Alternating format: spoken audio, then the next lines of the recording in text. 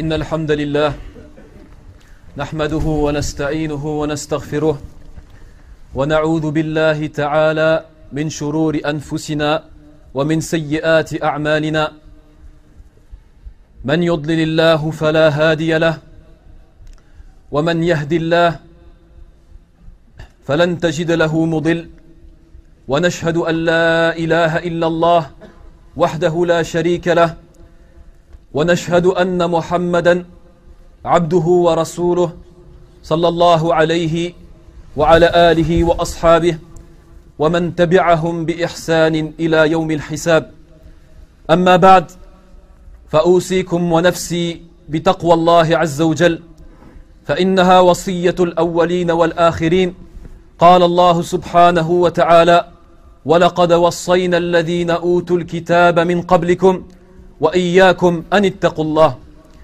Donc la première des choses, c'est que je vous conseille, à vous ainsi qu'à ma propre personne, de craindre Allah subhanahu wa ta'ala, car c'est certes le conseil qu'il a donné à nous, qu'il nous a donné, et à ceux avant nous, c'est-à-dire les gens du livre, dans son livre. وبالمناسبة فتقوى الله عز وجل سعادة المؤمن في الدنيا والآخرة وسبب سعادته في دنياه ودينه وآخرته. Certes la crainte pieuse, la crainte d'Allah subhanahu wa ta'ala, fi sirri wal alaniya, c'est certes la cause du bonheur et de la perfection, dans le bonheur pour le serviteur croyant, dans cette vie, dans sa religion et dans l'au-delà, bi'idnillahi azza wa jal. ولا يستطيع الإنسان أن يتقي ربه وأن يخاف مولاه إلا إذا عرف الله سبحانه وتعالى فذلك يستلزم تقواه. Lorsque le serviteur croyant va connaître Allah subhanahu wa ta'ala, lorsqu'il va acquérir de la science de son Seigneur, connaître son Seigneur par ses noms et ses attributs, connaître son Seigneur par ce qu'il fait, connaître son Seigneur par ses qualités, alors cette connaissance en Allah subhanahu wa ta'ala va avoir comme résultat et comme conséquence sur son âme qu'il craindra son Seigneur. وَلِذَلِكَ قَالَ اللَّهُ سُبْحَانَهُ وَتَعَالَى إِنَّمَا يَخْشَى اللَّهَ مِنْ عِبَادِهِ الْعُلَمَاء إِنَّمَا يَخْشَى اللَّهَ مِنْ عِبَادِهِ الْعُلَمَاء مَنِ الَّذِينَ يَخَافُونَ اللَّهَ هُمُ الْعُلَمَاء. Ceux qui craignent Allah subhanahu wa ta'ala, Allah a témoigné dans son livre que ce sont les savants. الَّذِينَ يَعْرِفُونَ اللَّهَ عَزَّ وَجَلَّ وَيُقَدِّرُونَ اللَّهَ حَقَّ قَدْرِهِ. Ceux qui connaissent Allah subhanahu wa ta'ala, qu'ils comprennent qu'est-ce que la puissance d'Allah azza wa jal, qu'est-ce que la grandeur de notre Seigneur. Ce sont certes eux qui craignent la véritable crainte Allah jalla subhanahu. الذي يعرف الله. فالسؤال الآن كيف نعرف الله عز وجل وكيف نتعرف على الله سبحانه وتعالى وعلى ربنا. La question maintenant, comment le serviteur croyant va faire pour craindre Allah subhanahu wa ta'ala, pour connaître Allah azza wa jal afin de le craindre. فاليوم إن شاء الله سنتكلم على ما يتعلق بأسماء الله سبحانه وتعالى وعلى معرفة أسماء الله الحسنى الذي بذلك ينال الإنسان معرفة الله ويستلزم ذلك تقوى الله عز وجل. Donc nous allons parler aujourd'hui d'un chapitre, simplement un chapitre de la connaissance d'Allah subhanahu wa ta'ala, mais c'est un grand chapitre et un noble chapitre de la science religieuse et de la science de la croyance qui est la connaissance d'Allah subhanahu wa ta'ala dans ses noms. La connaissance des noms d'Allah subhanahu wa ta'ala et en quoi cette connaissance va apporter le fruit de la crainte d'Allah subhanahu wa ta'ala. فأسماء الله عز وجل سنتكلم أولا عن بعض القواعد التي تتعلق بعلم الصفات بعلم الأسماء بعلم أسماء الله عز وجل. Donc on va citer premièrement quelques règles autour des noms d'Allah subhanahu wa ta'ala, autour de la science des noms d'Allah subhanahu wa ta'ala. فالعلماء تكلموا وألفوا في هذا الفن. Les savants certes ils ont écrit et ils ont parlé et ils ont expliqué aux gens quels étaient les noms d'Allah subhanahu wa ta'ala, et en quoi cette connaissance des noms d'Allah azza wa jal allait avoir comme fruit la crainte et la connaissance d'Allah subhanahu wa ta'ala. وهذا الفن وهذا العلم أعني علم أسماء الله من أشرف العلوم بل هو أشرف العلوم. Certes, la connaissance des noms d'Allah subhanahu wa ta'ala, sans aucun doute, est la science la plus noble. لماذا؟ لأن موضوعه الله سبحانه وتعالى ومتعلقه الله عز وجل. Car le sujet de cette science est Allah subhanahu wa ta'ala. Le sujet de cette science, c'est connaître Allah subhanahu wa ta'ala. Il n'y a certes pas de science meilleure que celle-ci. فأولا أسماء الله عز وجل كلها حسنى. Première des choses et première règle, les noms d'Allah subhanahu wa ta'ala sont les plus beaux. Les noms d'Allah subhanahu wa ta'ala sont les meilleurs et les plus beaux. ولذلك قال الله سبحانه وتعالى ولله الأسماء الحسنى فادعوه بها. Certes, Allah a les noms les plus beaux. ولله الأسماء الحسنى فأسماؤه كلها حسنى. Tous ces noms sont les plus beaux. لا نقص فيها بوجه من الوجوه. Il n'y a pas de défaut. نعم. Il n'y a pas de défaut dans ces noms et non dans ses attributs. Car Allah subhanahu wa ta'ala huwa al-kamil. C'est lui le parfait. نعم. Donc automatiquement, ses noms sont les parfaits et ses attributs sont les parfaits et ses actions sont parfaites. نعم. فأسماء الله عز وجل كلها حسنى. ثانيا القاعدة الثانية, la deuxième règle que l'on va citer, وهي أن أسماء الله سبحانه وتعالى نعم أعلام وأوصاف. بمعنى أن لها معاني. C'est-à-dire que les noms d'Allah subhanahu wa ta'ala ne sont pas simplement des noms qui n'ont pas de sens, mais sont des noms qui ont un sens. Et même pour certains noms d'Allah subhanahu wa ta'ala, il peut avoir plusieurs sens. ولذلك قال العلماء اسم من أسماء الله يتضمن الصفة بمعنى أنك تعرف صفة الله من اسمه. C'est-à-dire les savants ont dit du nom d'Allah subhanahu wa ta'ala, tu peux connaître son attribut. فمثلا Allah subhanahu wa ta'ala min asma'ihi as-sami'. Allah subhanahu wa ta'ala parmi ses noms et ses plus beaux noms, as-sami', l'audient, celui qui entend tout. فالصفة التي نفهم من هذا الاسم هي صفة السمع.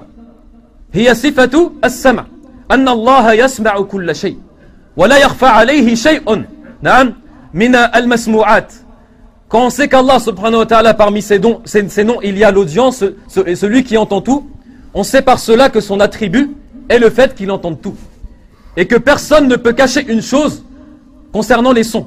وكذلك البصير من صفاته البصر نعم إلى آخره. فأسماء الله عز وجل لها معان نعم ولا بد لها من معان. Chaque nom d'Allah subhanahu wa ta'ala a un sens. بخلاف المخلوقين. Contrairement aux créatures, certains parmi les hommes ont des noms qui ne veulent rien dire. Mais Allah subhanahu wa ta'ala, tous ces noms veulent dire quelque chose. نعم. Veulent dire quelque chose. وصفته التي نفهمها من اسمه صفة كمال لا نقص فيها. C'est-à-dire que l'attribut que l'on comprend de son nom, Allah subhanahu wa ta'ala, c'est un attribut qui est parfait. Un attribut où il n'y a pas de défaut. فمثلا اسم الله عز وجل الحي. Parmi les noms d'Allah Azza wa Jal, il y a le nom, le vivant, Al-Hayy. Yastalzimu sifat al-hayat. Par cela, on comprend l'attribut d'Allah subhanahu wa ta'ala parfait qui est la vie, Al-Hayat. Wal-makhlouqoun, wal-makhlouqat, et les créatures ont aussi cet attribut, car ils sont en vie. Donc ils ont parmi leurs attributs Al-Hayat, la vie.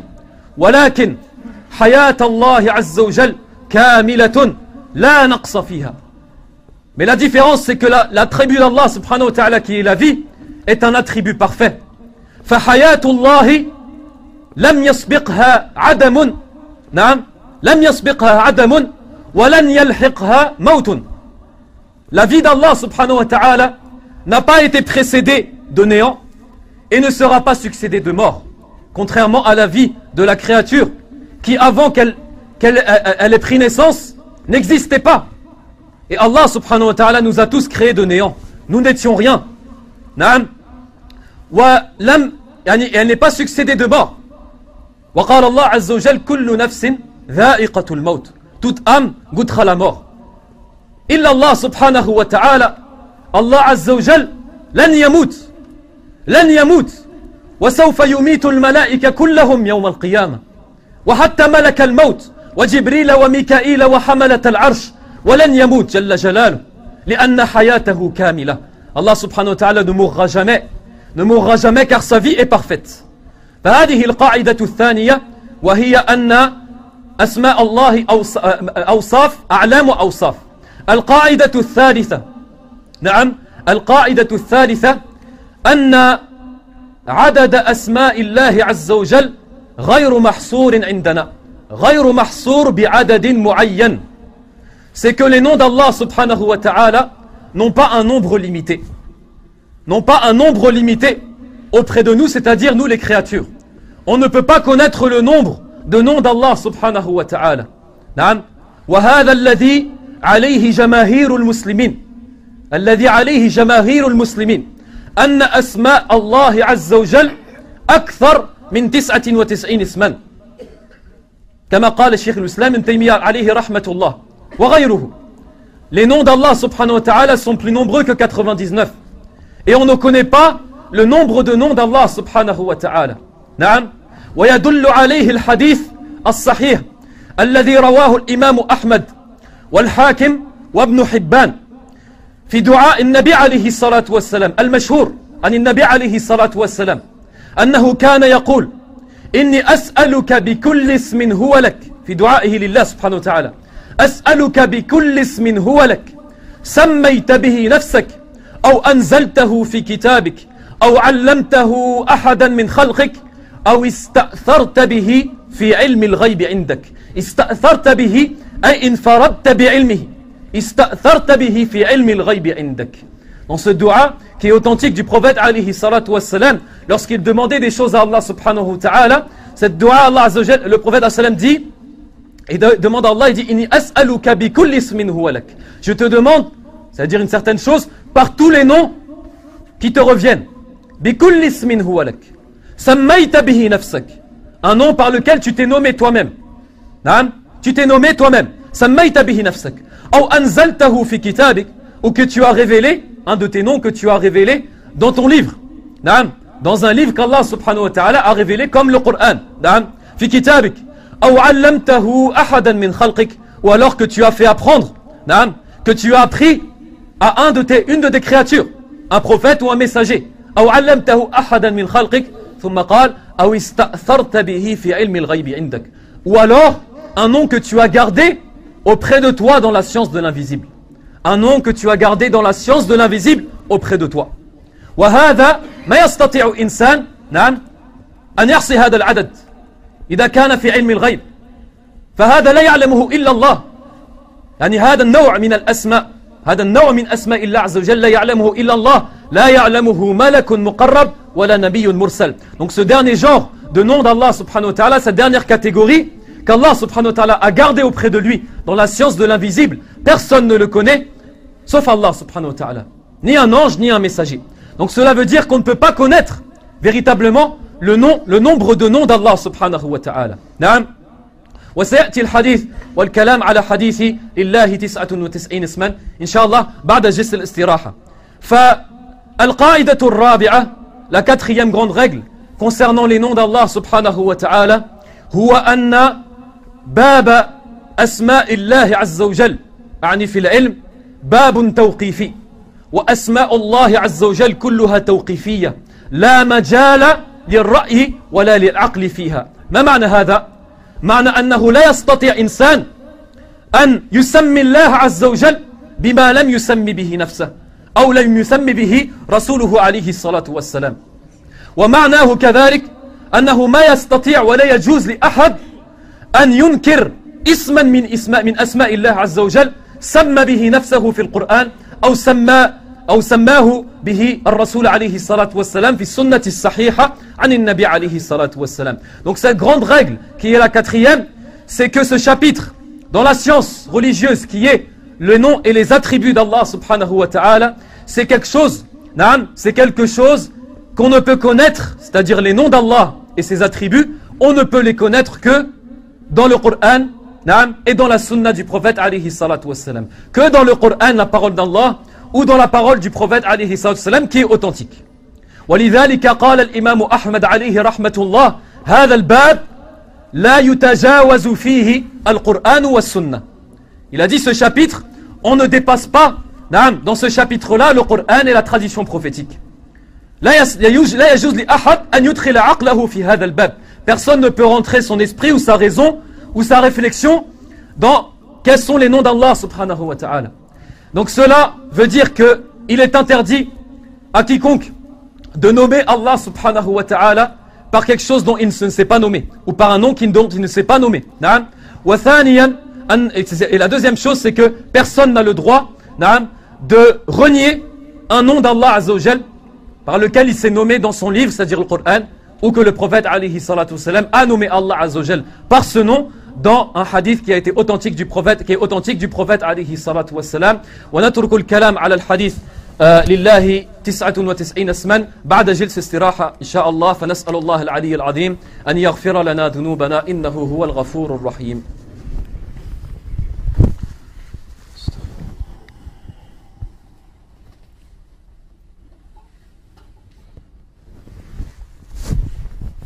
الحمد لله والصلاة والسلام على رسول الله وعلى آله وأصحابه ومن والاه واتبع هداه وسلم تسليما كثيرا. أما بعد فقد قال النبي عليه الصلاة والسلام في الحديث الصحيح الذي رواه الإمام البخاري ومسلم من حديث أبي هريرة رضي الله تعالى عنه أن النبي صلى الله عليه وسلم قال لله 99 اسما 100 إلا واحدة من أحصاها دخل الجنة. لله 99 اسما 100 إلا واحدة من أحصاها دخل الجنة. Dans ce hadith qui est authentique, qui a été rapporté par l'imam al-Bukhari, l'imam Muslim, d'après Abu Hurayra radiyallahu ta'ala anhu, que le prophète alayhi salatu wassalam a dit, certes Allah a 99 noms, 100 moins 1, c'est-à-dire 99, celui qui les énumère rentrera au paradis. Certes Allah a 99 noms, 100 moins 1, celui qui les énumère rentrera au paradis. فقد يقول قائل طيب هذا الحديث يدل على أن الله عز وجل أسماؤه يعني وعدد أسمائه 99. Certains peuvent dire ce hadith nous montre bien que le nombre de noms d'Allah est 99. Et donc ce que j'ai dit avant était faux. لا لأن النبي عليه الصلاة والسلام قال إن لله 99 اسما. Il a dit certes Allah a 99 noms. Mais cela ne veut pas dire qu'Allah Azza wa Jal ne pourrait pas en avoir plus. Et n'en a pas plus. Comme quelqu'un dirait, j'ai 100 €. Cela ne veut pas dire qu'il n'en a pas plus. C'est la même chose. Le prophète alayhi salatu wassalam, lorsqu'il a parlé de ses 99 noms, c'est pour après citer cette phrase qu'il a dit, Man ahsaha dakhala al-jannah.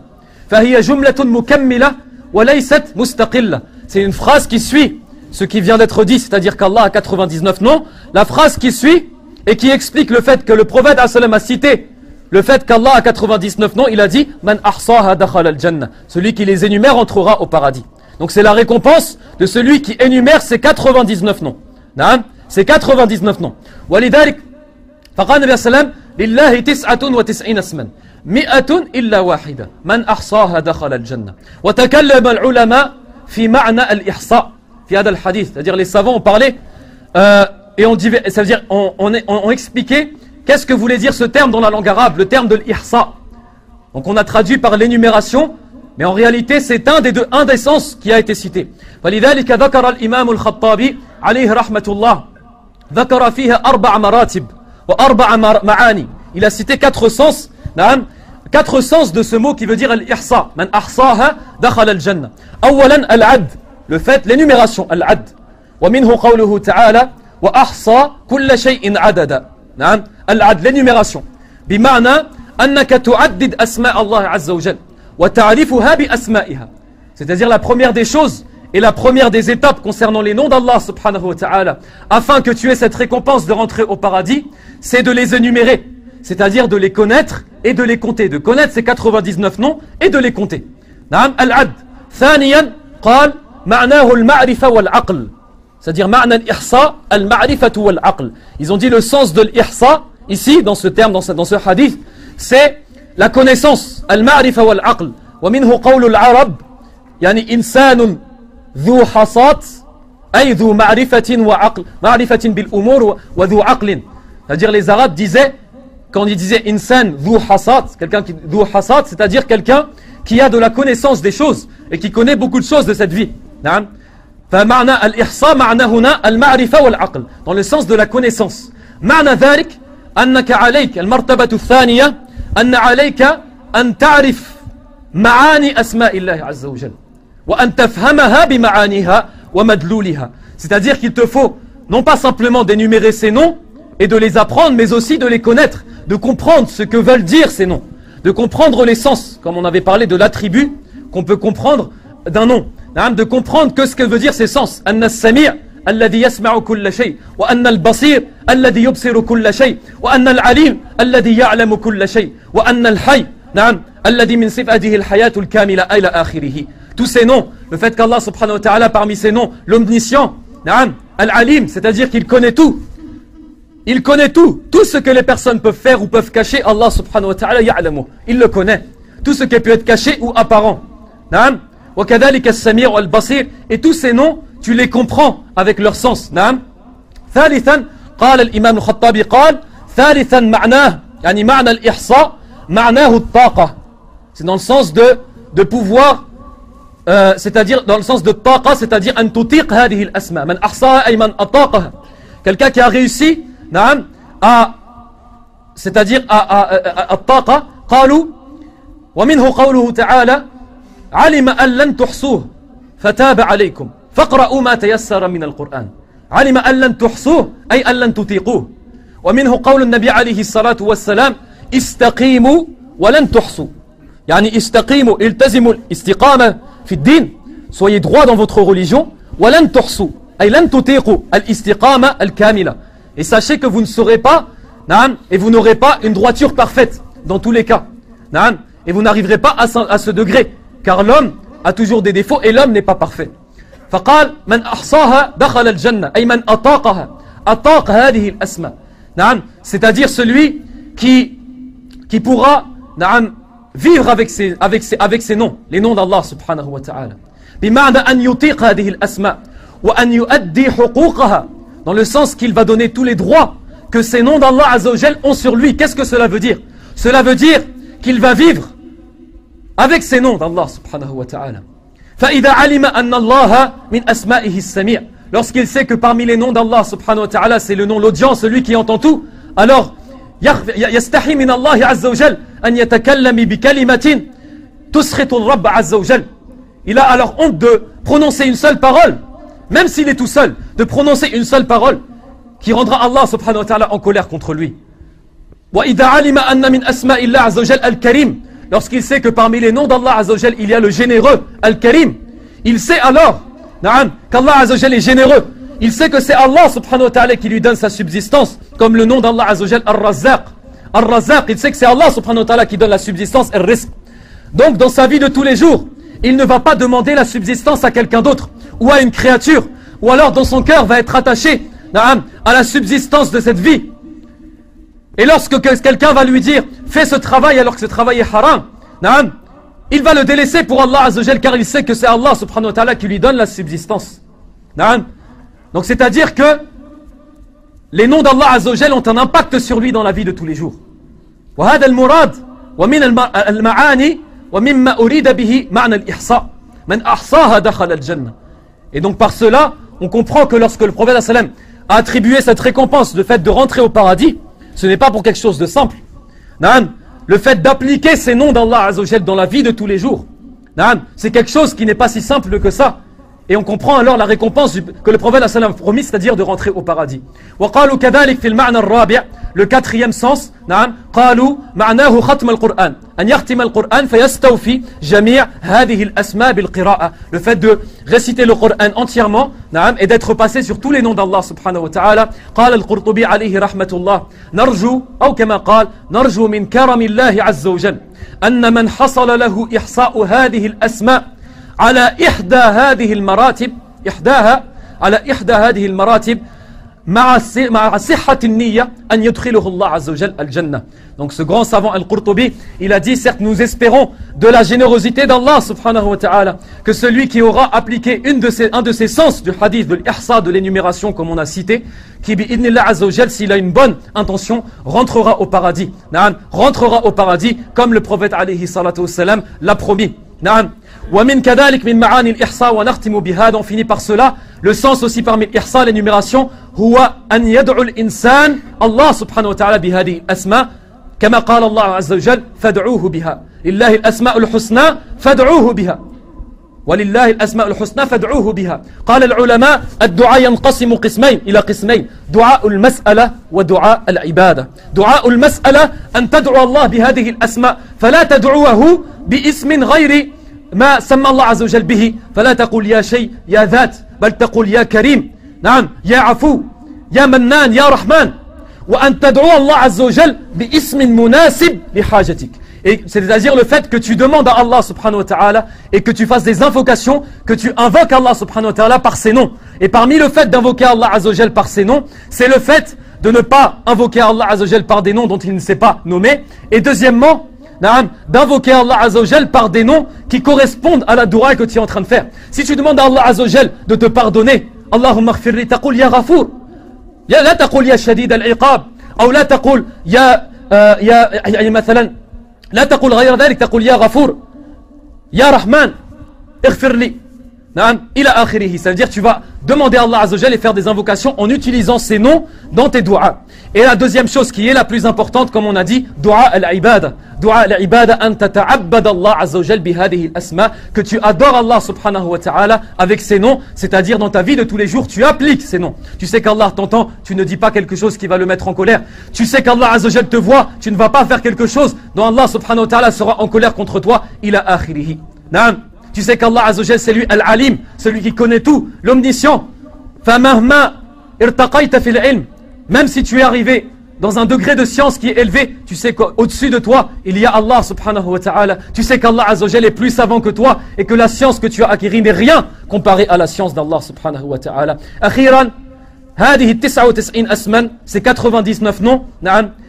لم يصح حديث عن النبي عليه الصلاة والسلام في تعيينها. Il n'y a pas un hadith qui est authentique, نعم, concernant ça veut dire un hadith qui est authentique qui a rassemblé ces 99 noms pour qu'on les connaisse. وَلِذَلِكَ اخْتَلَفَ السَّلَفُ فِيهَا. C'est pour ça que les pieux prédécesseurs ont eu de divergences sur quels sont ces 99 noms dont a été cité ce hadith. وَجَمَعَهَ بَعْضَ الْعُلَمَاء مِنْ كِتَابِ اللَّهِ وَسُنَّةِ الرَّسُولِ عَلَيْهِ الصَّلَاةُ وَالسَّلَامُ. C'est pour ça que certains savants les ont rassemblés du Coran et de la Sunna, نعم, بِاجْتِهَادِهِمْ, en essayant de faire l'effort et de rechercher quels sont ces 99 noms. Pour celui qui les énumère, نعم, et les appliquera, rentrera بإذن الله عز وجل au paradis. فنسأل الله العلي العظيم أن يغفر لنا ذنوبنا. اللهم ارزقنا العلم والمعرفة, اللهم ارزقنا معرفتك, اللهم ارزقنا معرفتك, اللهم ارزقنا تقواك ومراقبتك, اللهم ارزقنا خشيتك, اللهم ارزقنا خشيتك, اللهم ارزقنا علما ينفعنا في ديننا, اللهم ارزقنا علما ينفعنا في ديننا وفي آخرتنا برحمتك يا أكرم الأكرمين. اللهم ارزقنا الإخلاص في القول والعمل. اللهم اغفر للمسلمين والمسلمات والمؤمنين والمؤمنات الأحياء منهم والأموات, وتب عليهم وعلينا برحمتك يا رب السماوات. اللهم لا تدع ذنبا إلا وقد غفرته, ولا مريضا إلا وقد عافيته, ولا حاجة من حوائج الدنيا إلا وقد قضيتها يا أكرم الأكرمين. عباد الله, إن الله يأمر بالعدل والإحسان وإيتاء ذي القربى وينهى عن الفحشاء والمنكر والبغي يعظكم لعلكم تذكرون. فاذكروا الله الكريم يذكركم, واشكروه على نعمه يزدكم, ولذكر الله أكبر, والله يعلم ما تصنعون. وأكثروا من الصلاة والسلام على نبي الله محمد صلى الله عليه وسلم, وقوموا إلى الصلاة.